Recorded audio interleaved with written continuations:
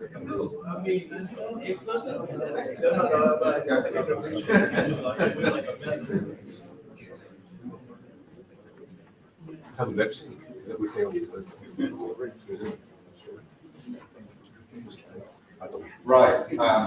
we should be getting underway again. You may notice I'm not Andreas.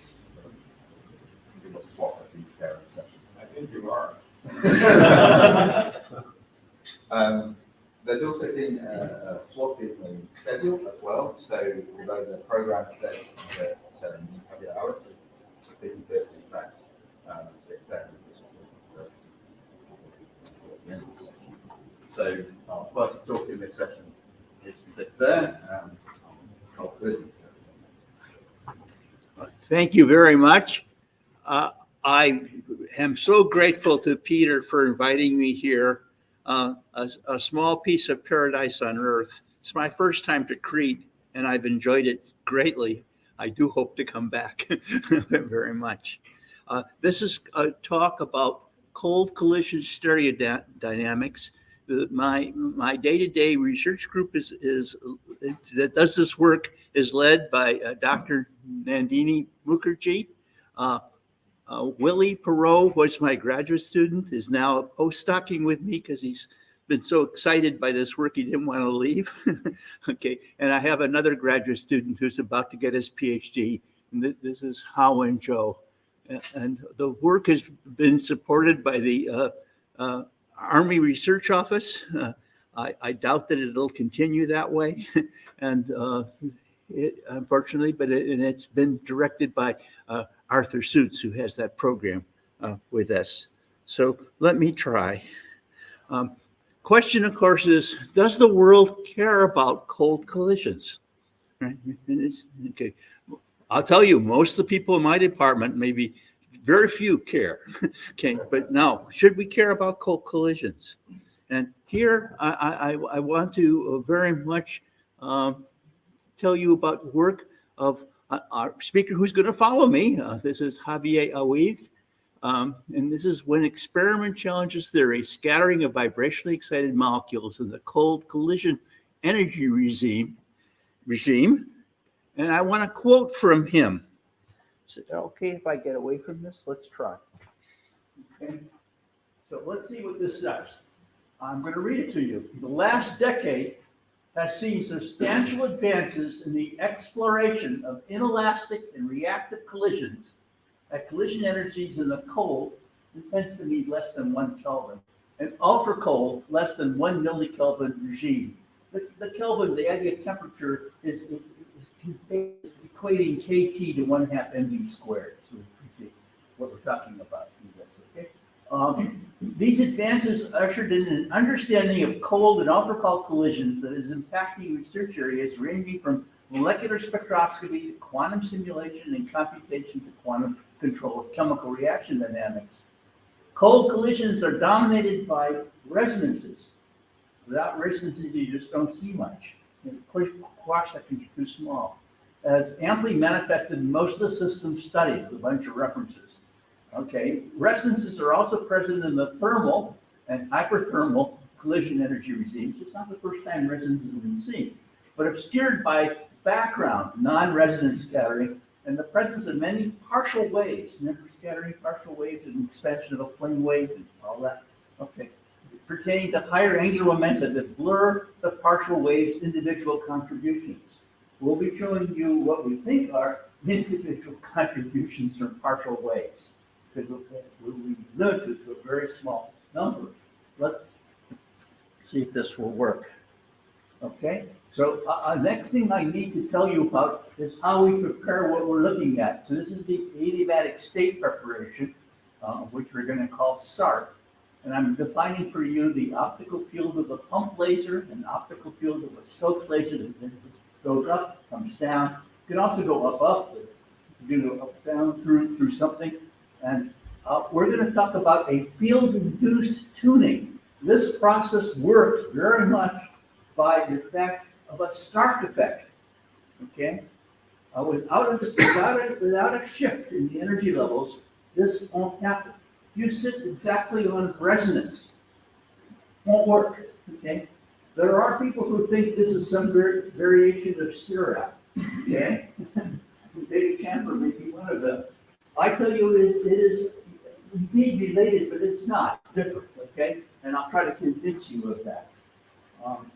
So we'll go on, and we're talking about the two-photon Rabi frequency omega and the eigenvalues of the adiabatic states. And we're going to show you a transition that brings us, actually takes the population all from the ground state and brings it essentially all to an excited state that we choose, a vibrational, rotational of the excited state. You know, normally in life, you sit at a resonance, you can bring up and down with Rabi, etc. And in NMR, you can control your pi over 2 pulse and all that, and you can really put the population in. We don't have that in the optical regime, and we generally can't make more than 50%, etc. Whatever we pump up, much pumps down. We're going to transfer more than 50%. We're going to transfer very close to 100%. And the result, we need that because the scattering cross sections aren't that big. We're going to talk to you about.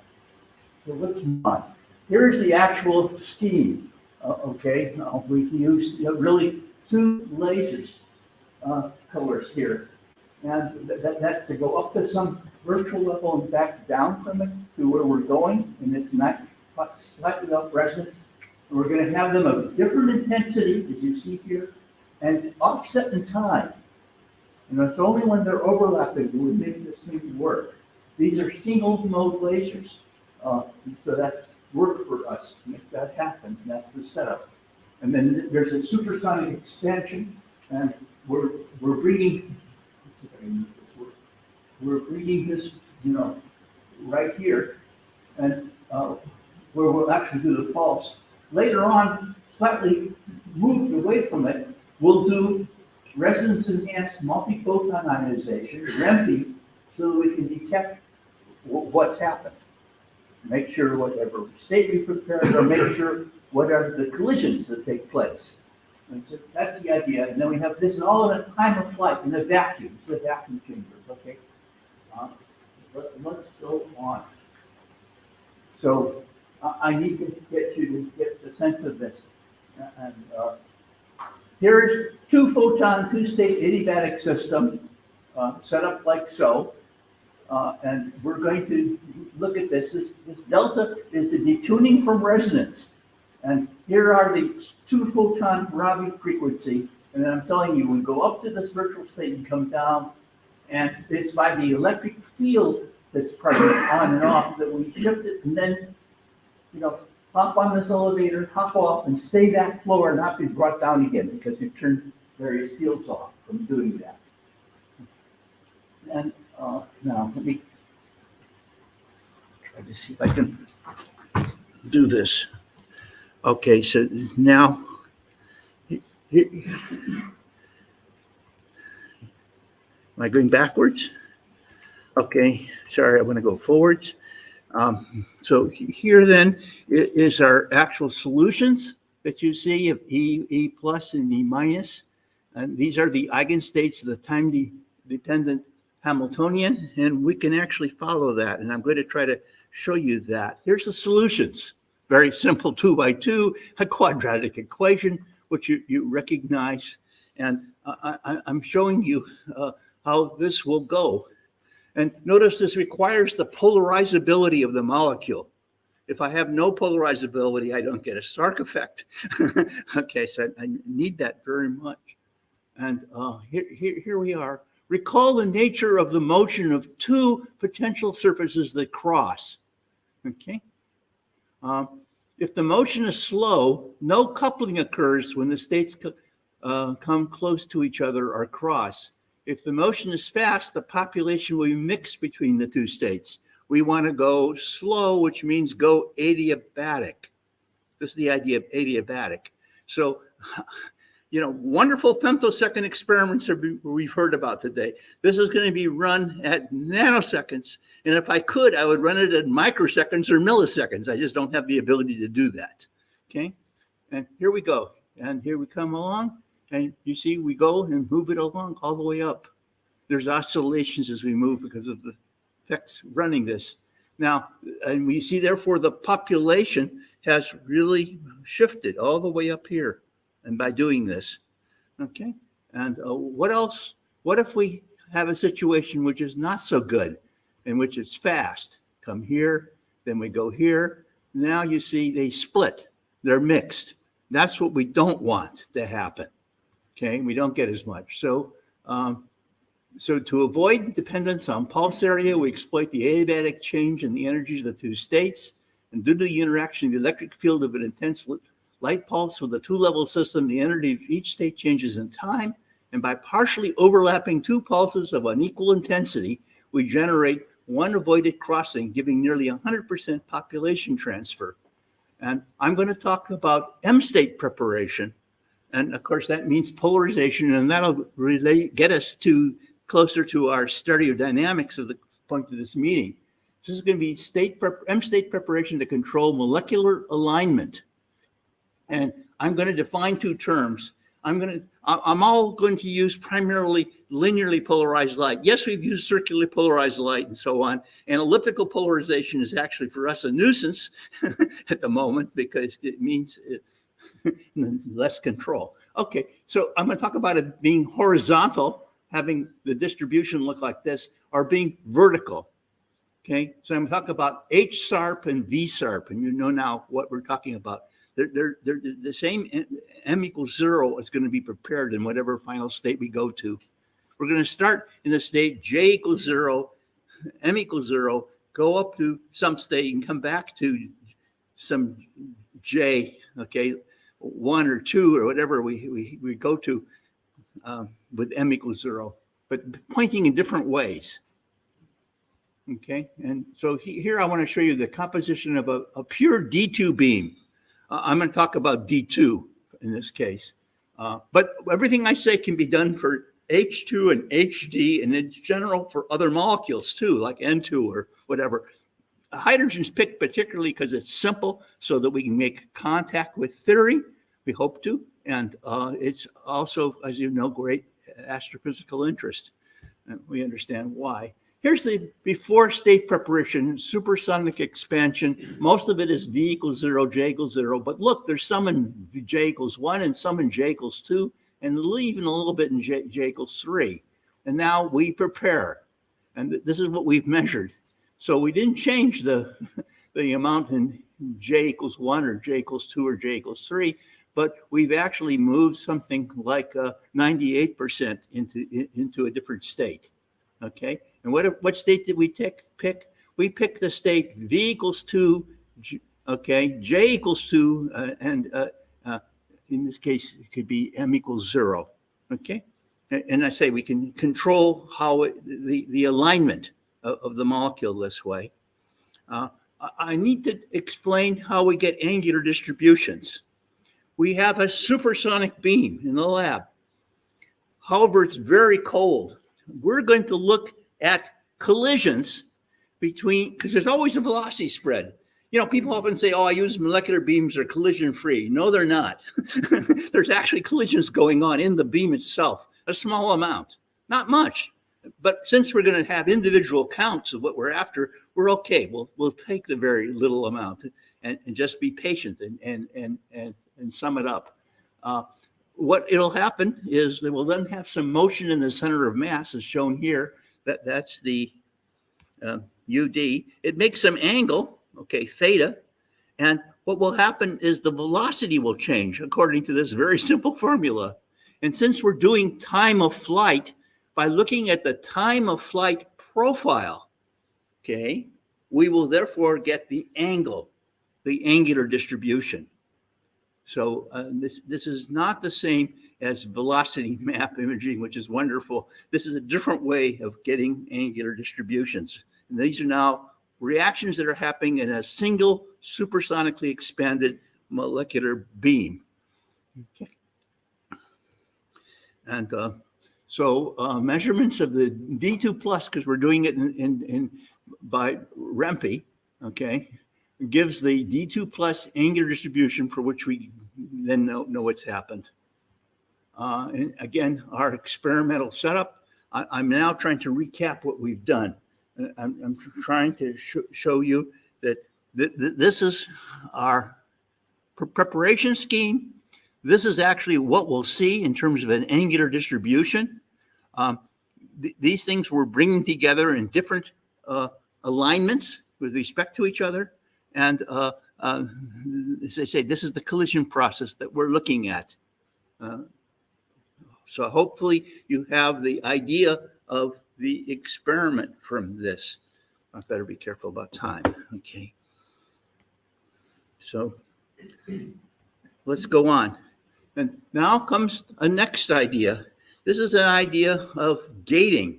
It's sort of like a stroboscopic effect, only it's not quite. It's really a gating effect. And I want to make this very clear to you what's happening. This is crucial that you get this.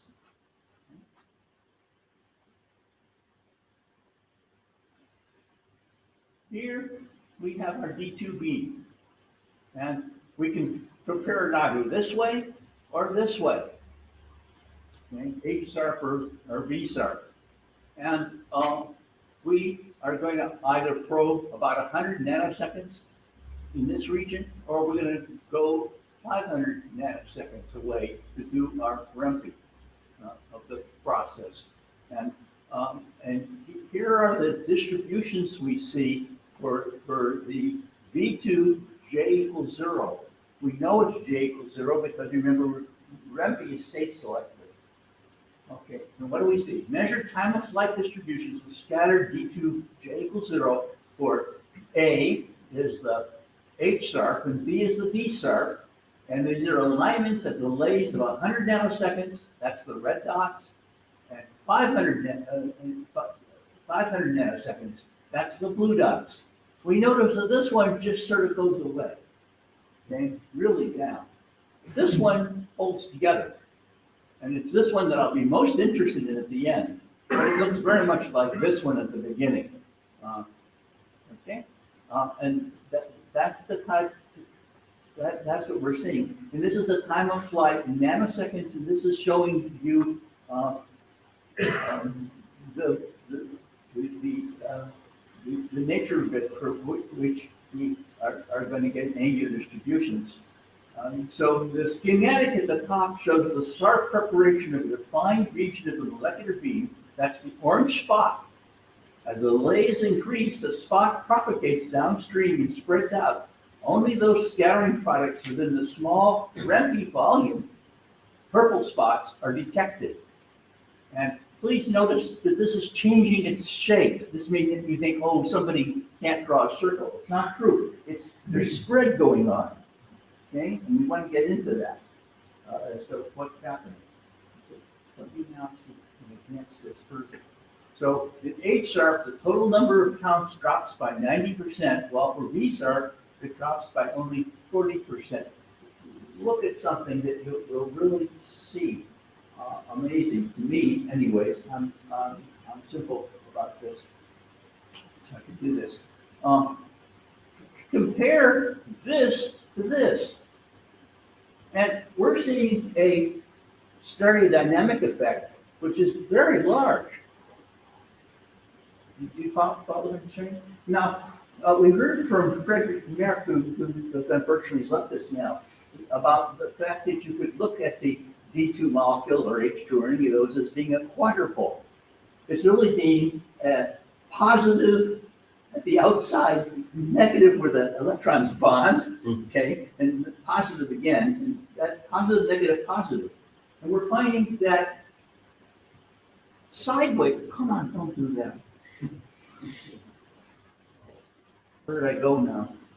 Okay, we find that this sideways scattering is much more effective for whatever we're seeing than head-on. Here the two positives interact with each other. And as I'll try to convince you as we go on, this configuration, okay, leads to a resonance. Okay, we'll see a shape resonance that takes place. So let's now go on. The next is showing you the same thing. It's really just a repeat of the data.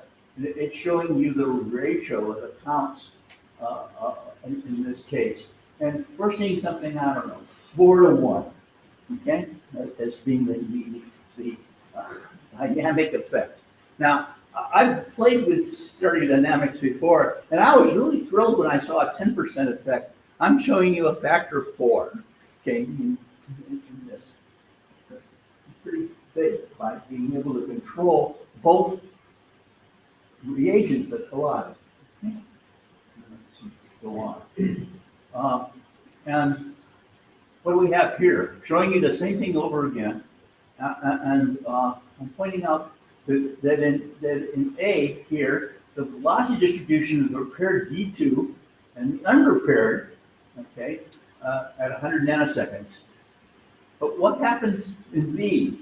The velocity distribution of this thing and the unprepared, and notice they're now separated much more from each other. All velocities are determined by fitting the time of flight distribution, taking into account electron recoil, which gives a measurement here of less than 3 meters per second.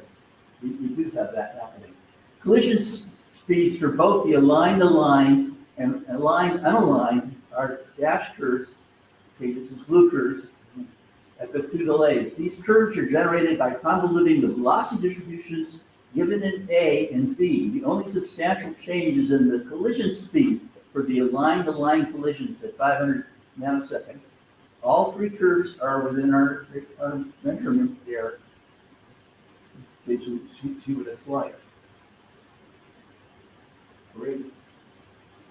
Let's go. And I want to try to show you the speeds again. The collision speed distribution of the D2 at 100 nanoseconds, that's the red line, and at 500 nanoseconds. Okay, that's the solid blue. Okay. Show that the collision velocity range containing 85% of this collisions at 100 respectively. And these are now the contour lines for orbital angular momenta of L equals 1, L equals 2, and L equals 3. And you see we're falling off. So we expect that you will have very low L's that primarily contribute to this process. Let's go on. Let's see if I can do this. So, to understand the velocity narrowing effect, we must consider that both SARP preparation and REMPI detection take place within the narrow confines of the focused laser beams spots on the D2 molecular beam and have interaction times of only a few nanoseconds. SARP sets a time for the prepared molecules. Afterwards, the state prepared molecules with different velocities will disperse in space along the molecular beam propagation direction, shown by increasing elongated orange spot. See? The detection of the D2 by REMPI acts like a temporal gate that sets a narrow time window for the SARP prepared molecules to arrive at the probe location, make a collision, and have the collision product ionized. And because of this gating action, the velocity distribution is increasingly narrowed as the detection delay time is increased. If we had a bigger apparatus, we go farther, we gain more. That requires, unfortunately, money. More work to do, hasn't been done. But we understand it. Now I try to give a simple analysis. This is very much understanding. We have a partial wave analysis of scattering angular distribution. We're using a multi-channel plate detector. Okay, and we're averaging over dP. Now there are devices that are 3D that are really 3D. That's for the future. Right now we're taking the whole thing average. We're only looking at the theta dependence. So that's what we have. And okay, and that's what this is. We're going to make now some types of spherical harmonic expansion in terms of the outgoing partial waves. They're incoming and outgoing. And we're going to obviously apply energy conservation and angular momentum conservation for this. This gets to be, this is the type of thing which is great to study. It's not great to lecture about. Okay. But so to understand, you can go through this and do this, and we have to make it to try to interpret our own data. And what do we find? So let me go on. I'm reminding you, that we have an impact parameter and how this scales. We're looking at this, and we're making an expansion of the potential, and we're expecting that there is going to be some type of centrifugal barrier that we tunneled in to form a resonance. Okay, this is called shape resonance in this, okay? We've made now V very small because of the supersonic expansion. Yes, the molecules in the lab are traveling very fast, but in the center of mass, they're moving very slowly. Okay? Fine, let's now look at this further. So we do a partial wave fitting to this system and run through this. And when we end up, we end up with this result, that if we look at the 100 nanosecond thing, this thing is fit, about this well with L equals 2, okay, and 0. And it is terribly fit by an odd L. L equals 1, L equals 3, you just can't beat. I now know from a week, as you'll hear, I think, in the next slide, that while I got this down to L equals 2, I think a week's going to show you it's not correct. It's not so. It's more L equals 4, but I didn't know that until I came to this conference. It's what you gain from going to a conference. So anyways, and here's our L equals 2 fit to this. And again, here are the red dots of the experiment. Here's the L equals 2 fit that we used. And here's an L equals 1. It cannot be L equals 1. And for us. And yet other people we've talked to say that's a big resonance at L equals 1. Not for us, not for this configuration, okay, that we find. And so I hope at this point I give you the L equals 2 partial wave dominates the scattering process is what we concluded. And we found this. And we have all these possibilities, okay, so as we see here. And that's what we found that made a good fit to our data. And that's, understand, how do I say, this is no theory. This is a, how do I say, what do you want to call this? Empirical derivation from the experimental data to try to show you a small number of L's and to show you, very important, looks like it's even L or L equals 2 is what we thought that's happening in this process. So I think now I've probably ended this part of the lecture. Now let me see whether or not we are. What time do we have? Okay, we have a little more time, so we'll go on. And did that already. So I now want to.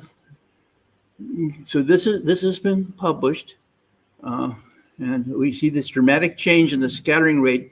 And notice that we're looking at a scattering rate, a velocity times a cross section. Okay, as the collision energy is tuned, and when the bond axes of both D2 molecules are aligned parallel to the collision velocity, the scattering rate drops by a factor of 3.5 as collision energies less than 2.1 K are removed.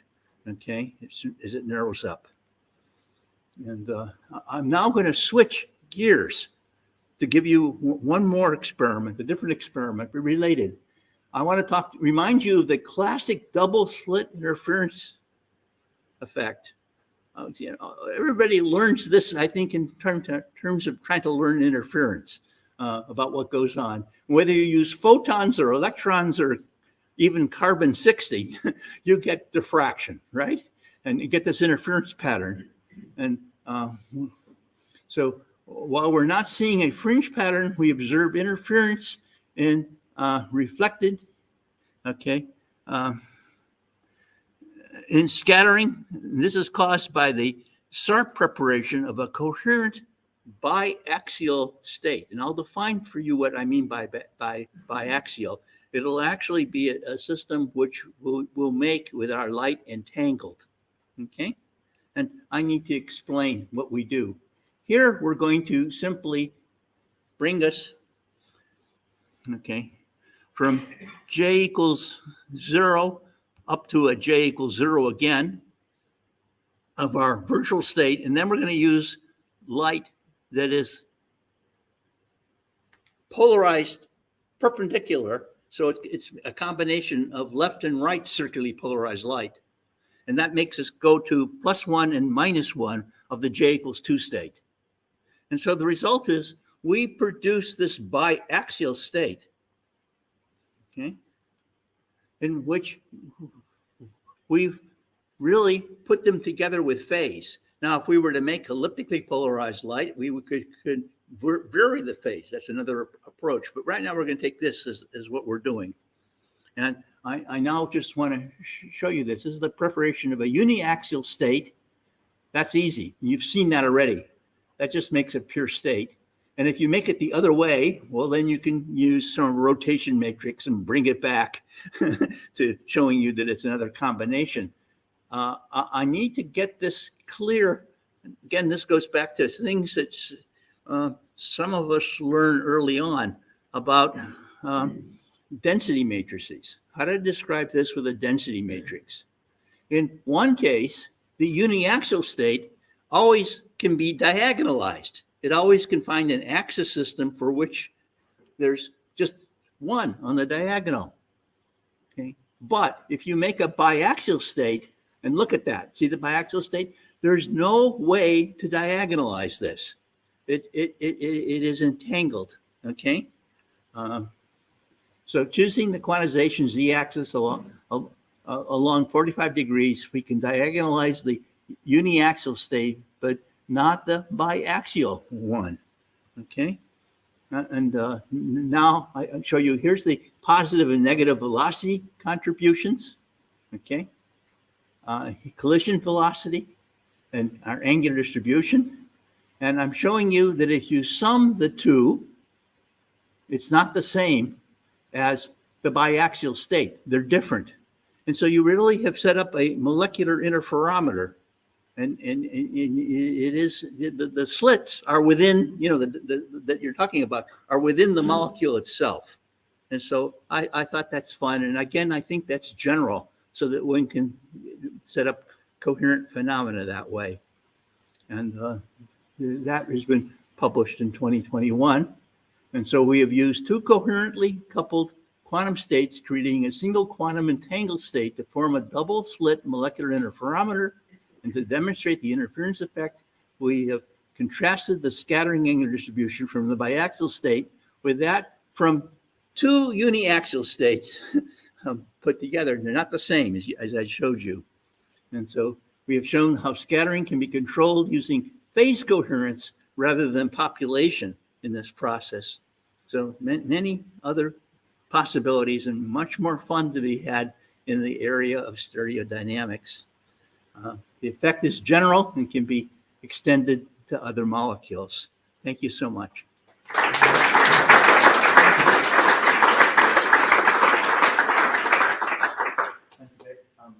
Maybe we'll have one question.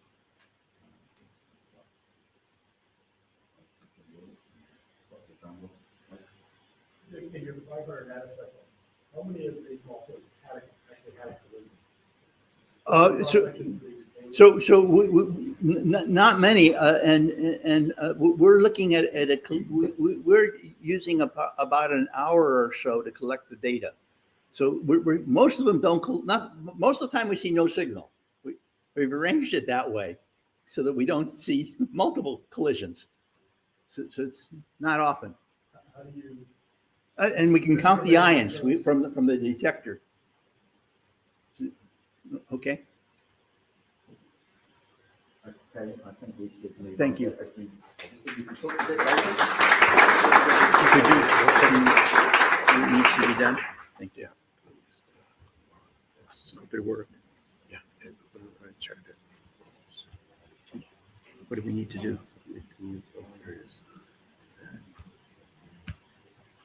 Good.